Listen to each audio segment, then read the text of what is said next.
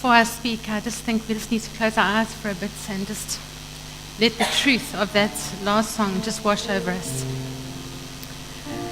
Sit there, O child of God.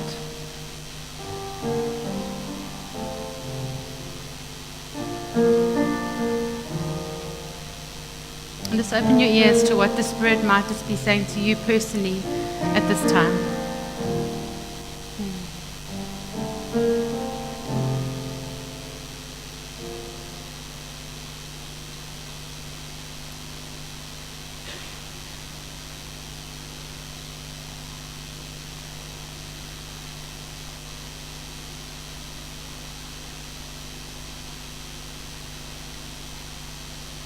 Father, this message now flows from that worship.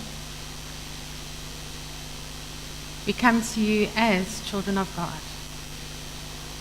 We come with ears open to what your Spirit is saying. And so, Lord, I simply want to pray for that you would indeed give us open ears, open hearts and soul to that which you personally would say to each one of us personally this evening. Speak to us, Lord, we pray. Lead and guide us through every part of this time. That our identity as your precious and most loved children would be that much more established in our hearts and lives as we leave here this evening. Amen. This evening I'm going to be sharing with you on the pattern of simplicity and contentment. And I'm sure you'll agree with me that this word simplicity has become a bit of a buzzword in our culture. And in the face of so many competing interests for all of our time and schedules that are for most people too stressful and crowded, I think this call to simplicity seems very, very attractive to nearly all of us. So many people today are just feeling so exhausted, so anxious, so overwhelmed. And there is this feeling that if we can just, simplify our lives, then everything's going to change. Many of you have even tried to pursue some of the, outward expressions of simplicity. I mean, magazines, commercials, books, and Pinterest boards have all got great, advice there for leading the simple life. And they promise the secrets to a simple, organized, and contented life. But it doesn't take too long for us to realize that all these tips and tricks that they have up their sleeves for us just leave us with, more to buy, more to do, and even more to long for. You see, if we are just thinking about simplicity as a practical lifestyle choice that makes sense in a very frantic world, we really miss the true heart of simplicity. Because simplicity at its heart is one of those crucial spiritual patterns that we felt was vital to address in our series with you at this time. And it's a spiritual pattern that can help to bring health and wholeness to our souls and enable us to fulfill our mission as followers of Jesus Christ. And yes, certainly it's going to have some very practical outward expressions, but the outward expression of simplicity has to flow from an inward attitude and reality to really make a real difference in each one of our lives. 2 weeks ago when I shared, I told you about Richard Foster, who is very well known in writing about the spiritual disciplines. And in fact, in his book, Celebration of Discipline, he defines this simplicity as an inward reality that results in an outward lifestyle. And what does Scripture have to say to us now about this inward reality? Well, one thing Jesus did while he was here on this earth was to set down some really important lessons for us about keeping our faith simple. And there's some incredible wisdom in his Sermon on the Mount, which you can most easily read about in the Gospel of Matthew, chapters 5, 6, and 7. And there's just an excerpt from the Sermon on the Mount that I want to read to you because I think it tells us a lot about learning to live simply. And it's from Matthew chapter 6, verse 19 to 21, and then a few chapters on from 24 to 33. And I just want to read it to you this evening as a foundation for everything that follows. Do not store up for yourselves treasures on earth, where moth and vermin destroy, and where thieves break in and steal. But store up for yourselves treasures in heaven, where moth and vermin do not destroy, where thieves do not break in and steal. For where your treasure is, there your heart will be also. Then in 24, no one can serve two masters. Either you will hate the one and love the other, or you will be devoted to the one and despise the other. You cannot serve both God and money. Therefore I tell you, do not worry about your life, what you will eat or drink, or about your body, what you will wear. Is not life more than food, and the body more than clothes? Look at the birds of the air. They do not sow or reap or store away in barns, and yet your heavenly Father feeds them. Are you not much more valuable than they? Can any one of you, by worrying, add a single hour to your life? Why do you worry about clothes? See how the flowers of the field grow. They do not labor or spin. Yet I tell you that not even Solomon in all of his splendor was dressed like one of those. If that is how God clothes the grass of the field, which is here today and tomorrow is thrown into the fire, will he not much more clothe you, you of little faith? So do not worry, saying, what shall we eat, or what shall we drink, or what shall we wear? For the pagans run after all these things, and your heavenly Father knows that you need them. But seek first his kingdom and his righteousness, and all of these things will be given to you as well. The discipline and the pattern of simplicity, it begins with inner simplicity, a simplicity of mind and simplicity of heart. And Jesus is telling us here not to worry about the ultimate material things in our life, but to seek one thing, to be seeking after God's kingdom, to be seeking after God's reign, to be seeking after God's rule in our lives.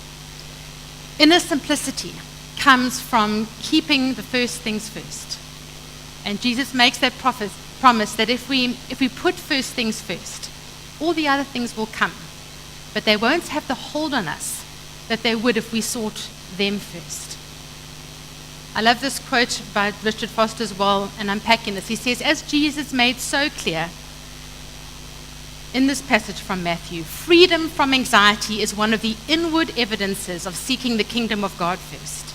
The inward reality of simplicity involves a life of joyful unconcern for possession. Neither the greedy nor the miserly know that liberty. It has nothing to do with abundance of possessions or their lack. It is an inward spirit of trust. The sheer fact that a person is living without things is no guarantee that he or she is living in simplicity. Paul taught us that the love of money is the root of all evil, and often those who have it the least love it the most. It is possible for a person to be developing an outward lifestyle of simplicity and to be filled with anxiety. Conversely, wealth does not bring freedom from anxiety. What we see in this passage is status on earth is not status in heaven. And that is why developing a really strong sense of simplicity can help us from getting so caught up in the next best thing and the next new thing, and help us to be more caught up in Jesus Christ.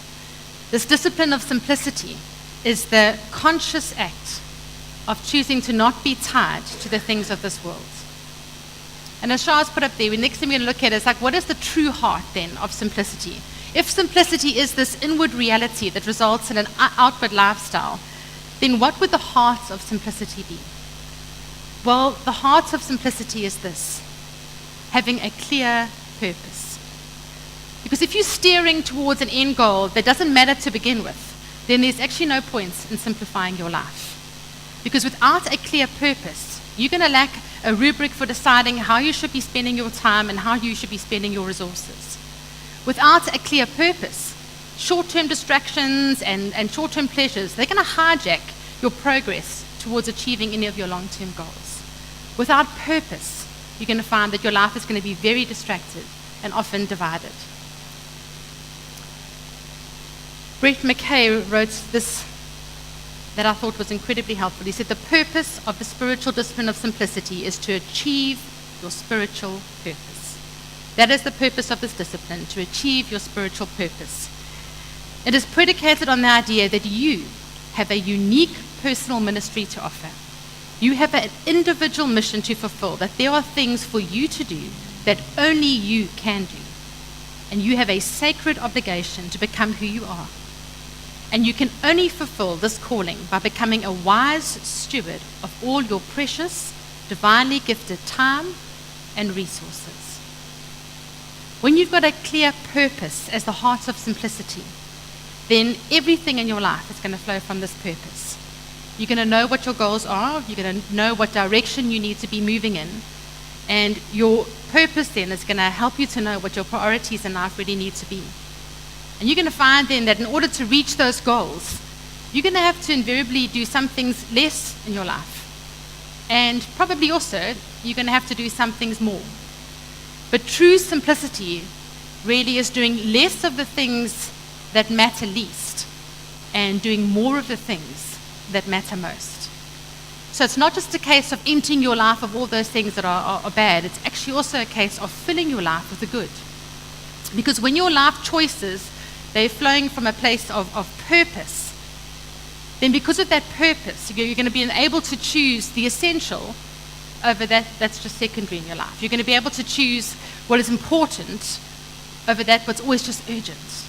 And you're going to be able to choose the best over that what's just good. When purpose guides your choices, it's going to guide you in doing the right things at the right time and for the right amount of time. When you live simply, you know what you're about, you know what's most important to you, and you spend your time and your resources in ways that are proportional to those priorities. The simple life, friends, that's the focused life, and focus only comes about through purpose. Without knowing your purpose, you cannot know your priorities. And if you don't know your priorities, your life is destined to be a life that's going to be a bit confused, complicated, often ineffective, and definitely extremely exhausting. So what are some practical tips on implementing simplicity as a pattern in your life? And this is a very, very practical input this evening. What practices will help us to keep our priorities rightly aligned as we seek after the simple life? Well, the very first practical thing there, and that's one we've already covered now, is the importance of knowing your purpose. Okay, so that's the very first practical thing there. And how to discern your purpose, that's a topic in and of itself, and I'm not going to go into that right now, but I will just say that coming to the place of knowing your purpose can be found through studying God's Word, through spending time in prayer, sometimes through experimentation a bit, through examining your own heart and in your own life, getting input from respected others. But, while everyone's personal mission's going to vary and be unique there is one spiritual purpose that's common to all of us, and that's what we're looking at tonight: to seek first His kingdom, to seek first His righteousness. So only then can we make the most of what we've got and use our limited time on earth to be all that we were created to be. And I just wanted to, very briefly just share with you, my purpose that I've come to discover, and I've made it very simplified. There's more to it, but this is just a helpful example, I think, of how it's helped me on the next few steps later. And for me, I've come to realize that my purpose is to be an authentic follower and disciple of Jesus Christ, to use my gifts and talents to impact people's lives. And with that, I feel that my purpose is for me to bring order and efficiency to facilitate kingdom ministry, and to build into people's lives for life change to the glory of God. My purpose is also to be an excellent wife and partner to my husband. And knowing those things have been extremely helpful for me in unpacking this value of simplicity in my life, and it's given me direction as to the things that are important. Bill Hybels, who many of you know, is a very, very well-known Christian leader and pastor, and wrote a book recently on simplicity, and he said this. He said, "My schedule is far less about what I want to get done and far more about who I want to become." And that's a very profound thing too, and I think it links very much with knowing your purpose. Our schedule should be far less about what we want to get done and far more about who we want to become.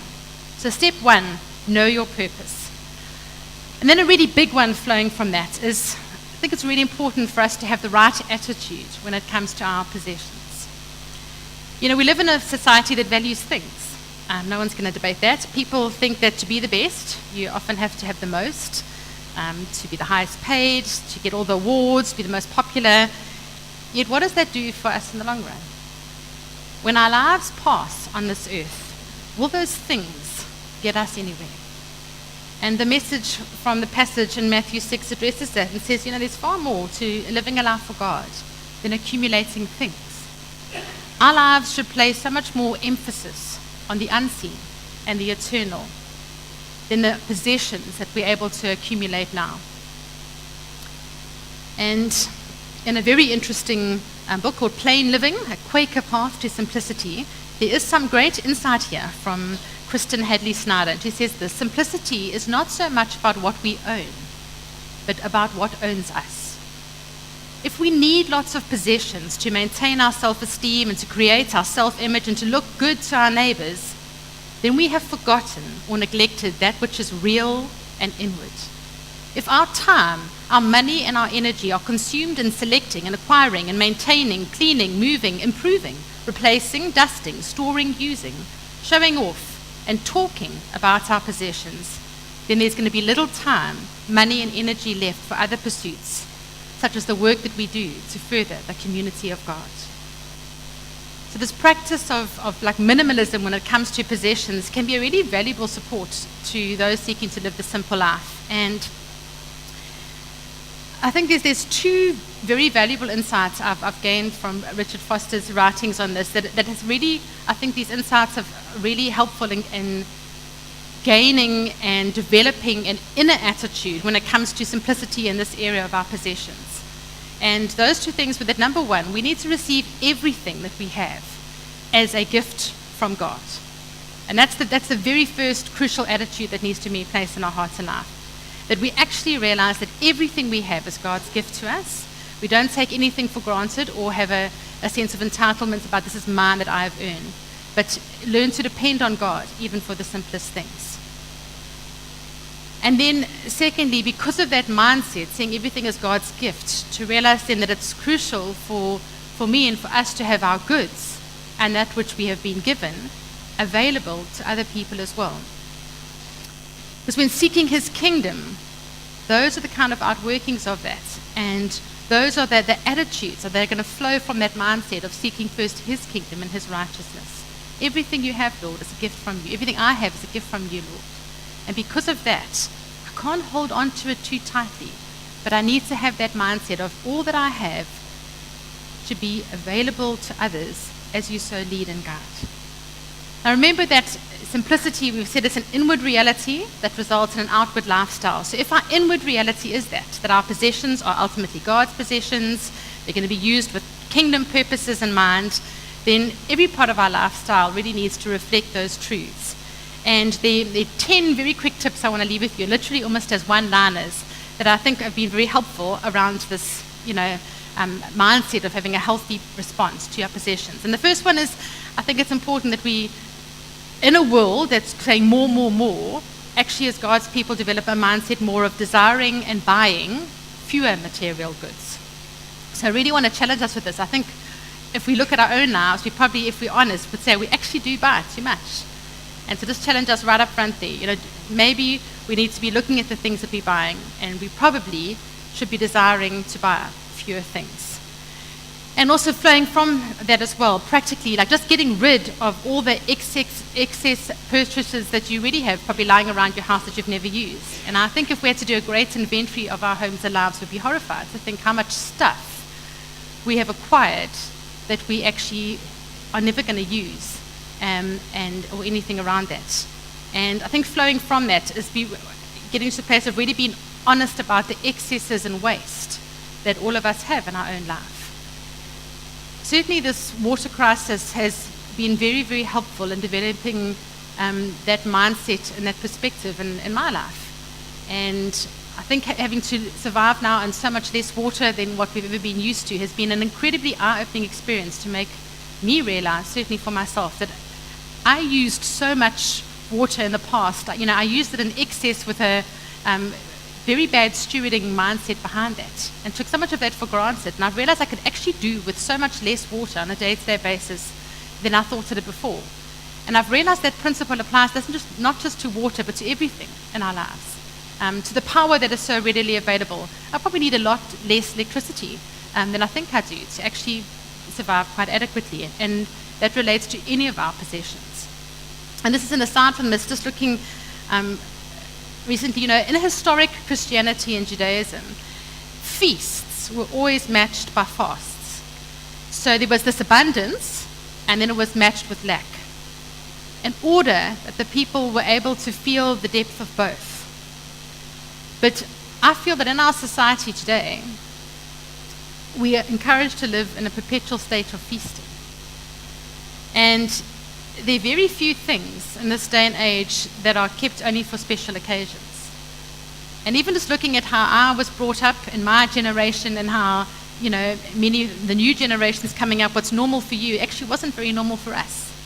And things that were, in the past really only for a special occasion, like that, whatever it might be, that one chocolate a week, on the Friday night, or it is actually commonplace for most people now. And because of that, very few things are special. We just have a lot more of them on the special occasions.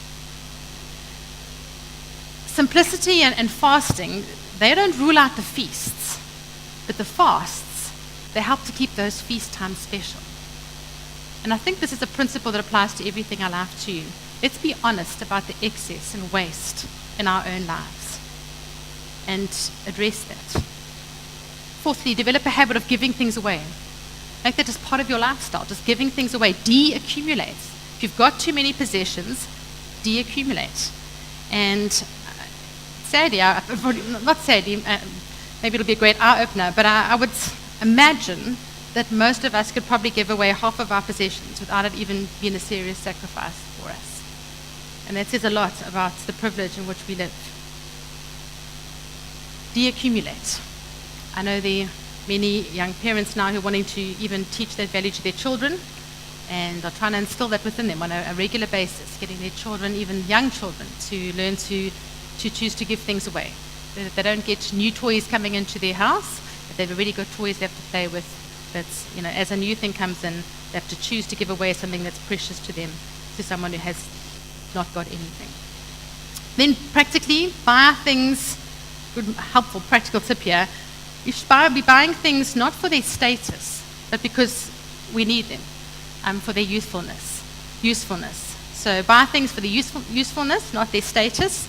That shouldn't be our sort of measuring stick, whether it comes to clothes or anything else, for why we're buying a purchase there.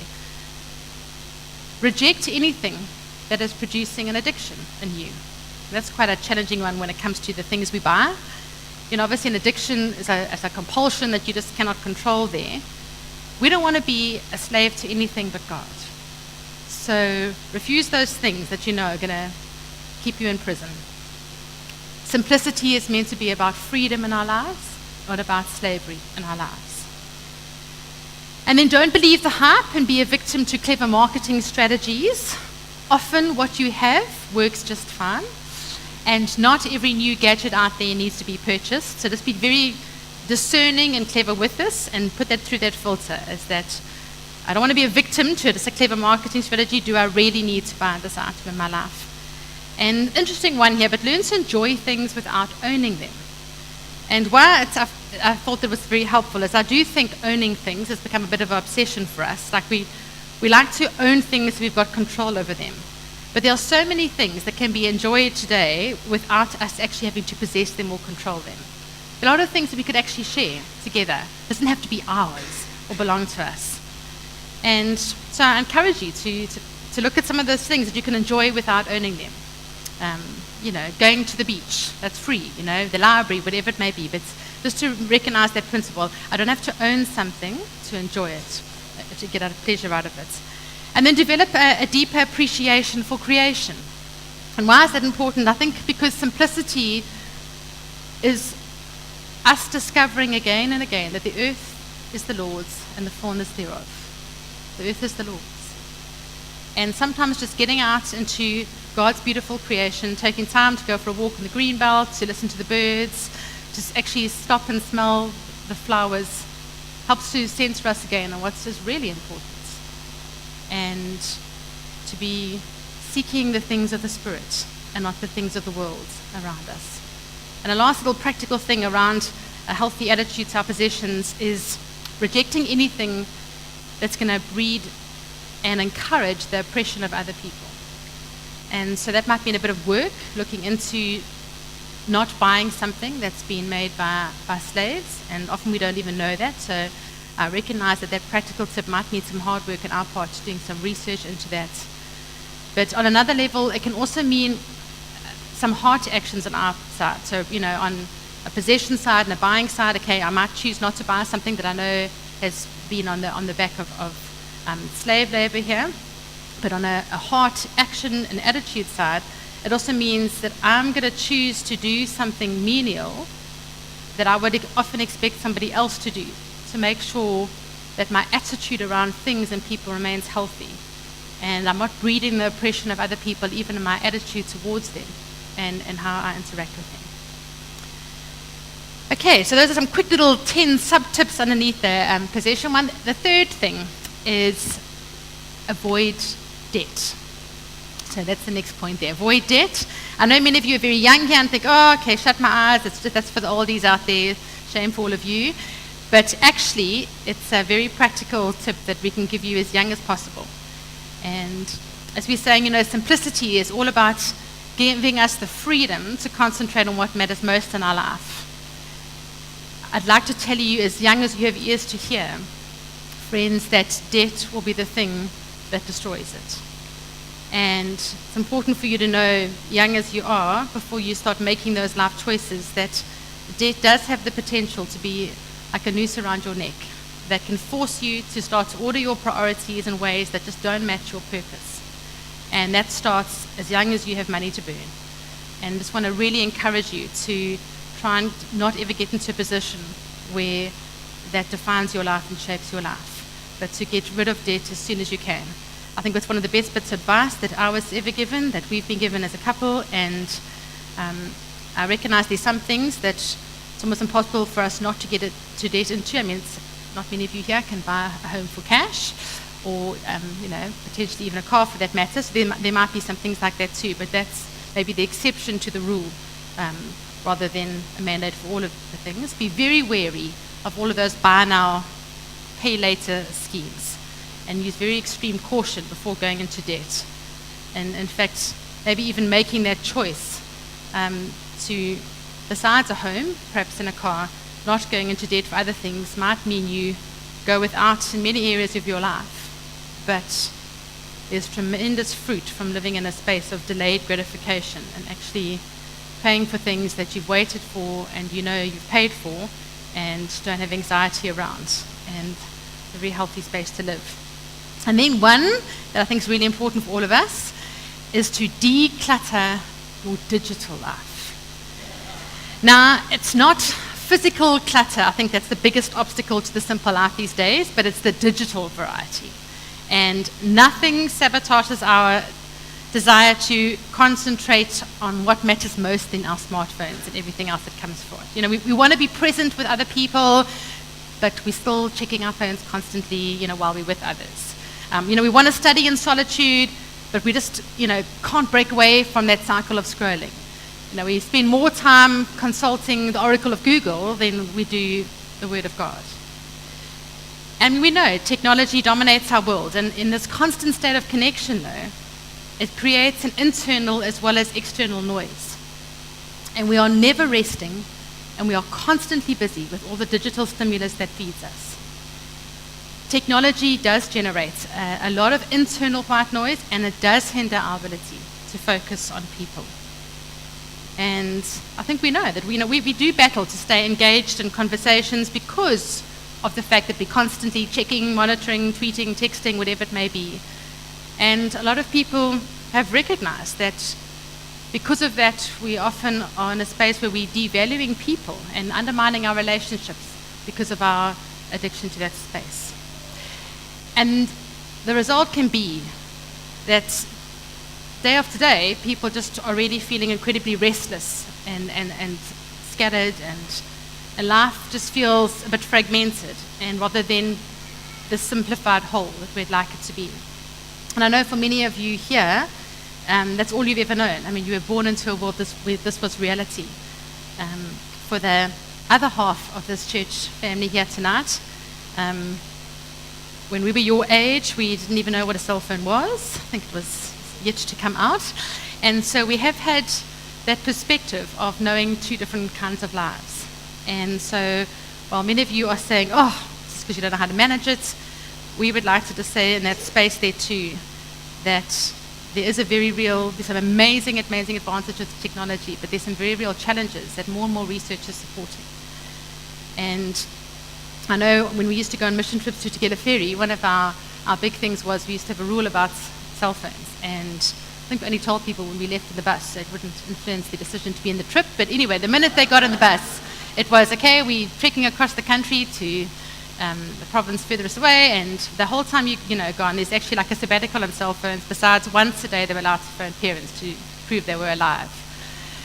And I mean, for most people, I think that was a very traumatic thing to do. I mean, tears of trauma, clearly were evident. And it really was it threw people. They were first of all stuck in a combi for, nearly a whole day and night with no phone, and actually had to speak and look out the window and engage and everything. And it was a huge adjustment for a lot of people. But I can tell you, every trip we did this. At the end of that trip, we'd have our debriefing time. And without fail, team member after team member would speak about the impact of that digital sabbatical on their souls and on their lives, and became aware of patterns of unhealthiness in their own lives that they were never, ever aware of before, couldn't pinpoint before.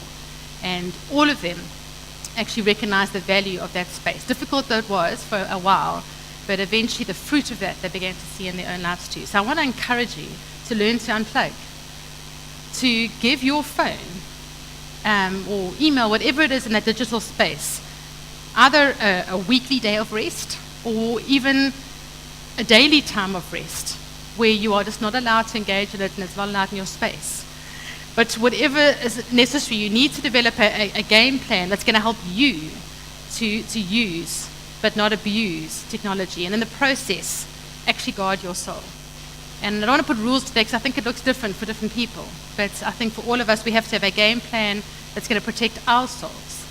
And, we're trying to work that out practically in our home as well, what that looks like for us.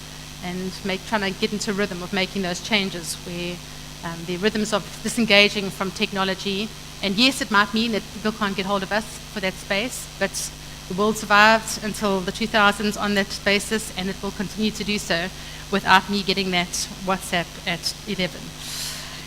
Then the next practical thing is just, I think, with this decluttering, is also learning to engage more one-on-one and to make some decisions when it comes to our technology and phones, like, not to constantly be glancing at your phone, looking for the next message when you are meant to be engaging with other people and in conversation with others. And I think we've all got into some super unhealthy habits like that, like going out for coffee with a friend, and both of, we all got our phones on the table, and we having coffee with a friend, but still, doing business on our phones there. We've got to practice being fully present with people. Learn again to give people full attention, and be very discerning about answering our phone calls when we're meeting with people. And I know there are times, it's something personal you've got to work out, but I've been very challenged in that too, like rhythms of engaging there, and when it's time to meet with someone, we're so conditioned to have our phone with us, and if it rings, just answer it. And I've been very challenged around that too. So I'm trying to make some changes in my life too, whereas when I'm meeting with someone, no, I don't get to answer that phone, because that's my space with you in that meeting time. And so I'm still learning with that too, but those are some practical things I've been challenged on there too. And then another practical tip number 5, and this has been a big challenge for me, but it's been so helpful. Manage your energy, not your time. I've been a great advocate for time management skills. Manage your energy, not your time, is a whole different paradigm. Because time might be a constant, but your available energy isn't. And your energy actually is the fuel that propels you throughout time, but it's not consistent. Your energy levels, they go up and down throughout the day, and there are a whole lot of different things that kind of impact our available energy here. And I don't want to go into all of them now because I know time's marching on them, but I just wanted to say, one of those things that feeds our energy is our purpose. Purpose, in fact, is the core of our energy. Because if you believe that you've got all the time in the world to work, but you're unfocused on what motivates you, you're going to be wasting your time and your energy. But when there's purpose to what you're doing, it just, it compels you to take action, and it kind of just sustains and replenishes the rest of your energy sources.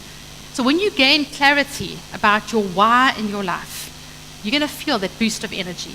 And that why is going to help you to maintain your momentum and continue that long journey towards your purpose. But just wanted to say, there have been so many books and research written on this subject, particularly now, even especially in the business world, around managing energy in our spaces and not so much our time. And they all agree that to be a consistently high performer, we have to manage energy and not our time. And by managing your energy, you're then in that space where you're bringing your best to performance to whatever activity you're coming up with, whether it's been 100% present in a conversation or it's been fully focused on a task you've been given to perform.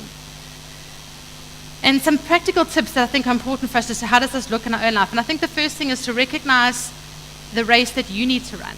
All of us are unique individuals in this, and we have to assess our own lives and not somebody else's life when it comes to the energy resources that God has given each one of us. And there are some people who seemingly just, have been a God-given sense of greater degrees of energy than others. And you have to own you and how God's made you to be, and not try and live according to how you think everyone else thinks you should. You've got to know what drains you and what sustains you, which will be completely different to the person sitting next to you. What drains you, what sustains you, and be really honest about the impact of these things on your energy levels. Because all of us have got energy drainers and energy givers, and we need to know what ours are. And then knowing those, our schedule should be shaped around that. Our schedule's got to work for us and only us. We've got to pace ourselves and not model it in anybody else's life. I read about this analogy this week, and it was saying, don't be a professional pretzel. And I just thought it was such a lovely picture. Now, a professional pretzel is someone who's always trying to twist into someone other than themselves. So they're always twisting themselves into a shape that's not themselves. And I thought it was a really great picture in your mind there. But if we keep being professional pretzels, in other words, keep twisting ourselves into a shape we think everyone wants us to be, that's going to be super exhausting. We cannot be pressurized to be anybody else but ourselves. And a question that I think covers all of this, and I find most helpful when I've been working with this, is what would my schedule look like if God were in charge of it? And that's often a very helpful filter for knowing how to manage it. And then just quickly, some last few points. Learn to monotask. I know you're all fantastic at multitasking, but monotasking is the new it word. When was the last time that you did anything, including going to the bathroom, without simultaneously sending a WhatsApp or whatever else, or selecting your next Instagram filter or anything else? Challenge you to answer that one. Within your purpose, you're going to have several priorities, and obviously you're going to spend every day in your whole life moving and juggling between your different priorities. And while we all have different roles and many roles to play in life, at any given moment, we should be trying to focus fully on the task at hand and being fully present in the role that we're fulfilling in that moment. And so typically, we've all been told we have to multitask, but increasingly, people are challenging that perspective, and they're saying, if we are in multitasking mode, dividing up our attention on, working for a few minutes, checking our phone for a few minutes, going back to work for a few minutes, back to the phone for a few minutes, actually, the opposite is true then. We're going to be in the opposite as well. In our leisure time, having a bit of fun and relaxing, but then, quickly checking a bit of work stuff, going back into some, fun space, and then going back there. What research has shown is that we're actually doing that. Multitasking overwhelms us, and we don't give our full potential to everything we do when we attend to multitask. No matter how good you might think about it, research says otherwise, that you may be a multifaceted person, but you have to learn the art of monotasking and being single-minded in your moments. And then the last two quickly, just turning your priorities into habits. I think it's very practical and helpful. Few things simplify our life like forming good habits and just making them a part of a regular routine, because rather than having to kind of expend the energy and effort and constantly choosing and re-choosing your priorities, it's better to get to the place where your priorities just practically kind of unfold in autopilot in a way. So, instead of having to force yourself to get out of bed every morning to go on that run or the cycle, and, you just do it. You get to the place where it's a habit, I just do it. I don't have to question myself and, is it right today? I just do it. Because habits They take your priorities from things that you have to like kind of grit your teeth to do, to just things that you just do, and they become a habit. And initially, yes, habits take a lot of time to develop because, you have to consciously kind of, think about developing these habits. And that kind of focused thought, yes, it does require a lot of energy. But once that habit is established, it's going to save you a huge amount of energy and time because those routines will just be automatic and they won't require any thought. So take those priorities, things that are really important to you, turn them into habits in your life. And the last practical tip here is learn to say no.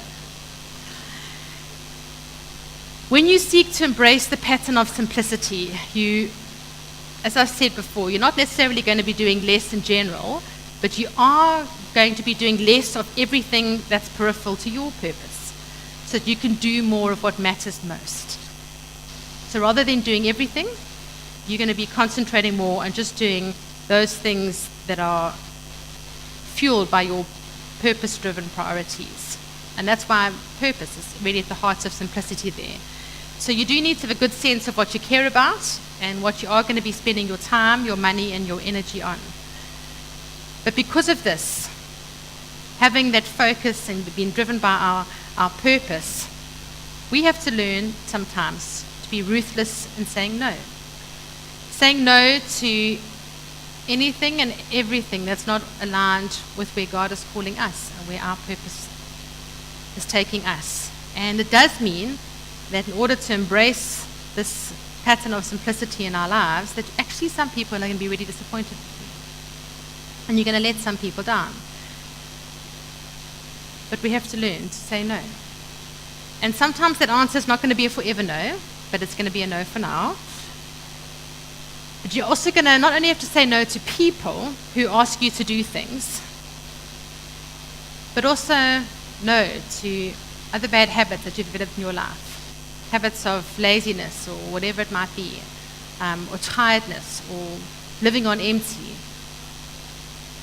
Not just no to the obviously bad things, but also no to the good so that we can concentrate on what God has led us to believe is the best. Because saying no to one thing means we're able to, with real freedom and passion and purpose, say yes to the things that really matter to us. And so in conclusion, I just want to say that true happiness is never going to consist of things. Contentment is never going to be found through satisfying the desires of this life. But living a life of true simplicity, it does lead to a life of contentment. Because simplicity, when it is handled properly, it removes the noise, it removes the clutter that threatens to steal that sense of peace, that sense of intimacy with Christ. It enables us to live a life of fulfillment and purpose, where we can be free to experience what it really means to say, it is well with my soul.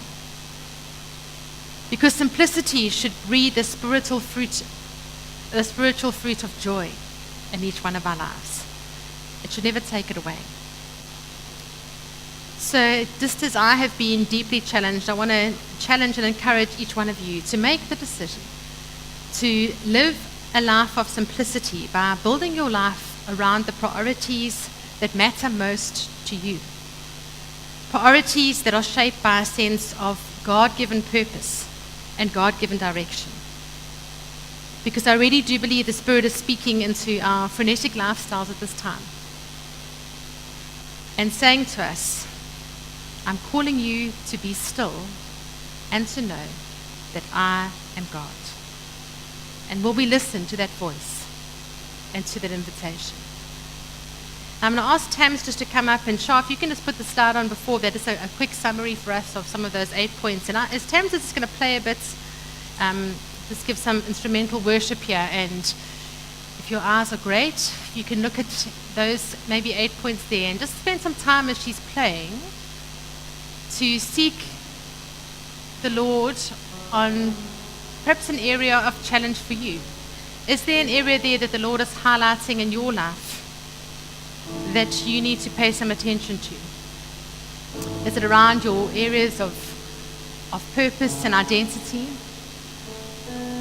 Is it around your attitude when it comes to things and possessions? Is it around the attitude of always wanting to have stuff, even if it puts you in a place of challenge to get it, avoiding debt? You've been challenged about taking time out to declutter your digital life so you've got space to be still and know. You've been challenged perhaps around how you're managing your energy and what you're using your energy for. Where are the areas in your life that you need to really focus and do things with purpose and with excellence? What are some of the priorities that perhaps God's really challenging you to make into habits in your life? And what are some things that perhaps you need to be saying no to in order for you to say yes to some of the deeper things that God is calling you into? Remember in the beginning I said the purpose of the spiritual discipline of simplicity is to achieve your spiritual purpose. You have a unique personal ministry to offer. Each one of you has an individual mission to fulfill. There are things for you to do that only you can do. You have a sacred obligation to become who you are. And you can only fulfill this calling by becoming a wise steward of your precious, divinely gifted time and resources. Just allow the Lord to personally speak to you in this space. And Tams is going to lead us from that into a closing song of worship and proclamation to bring our time to a close.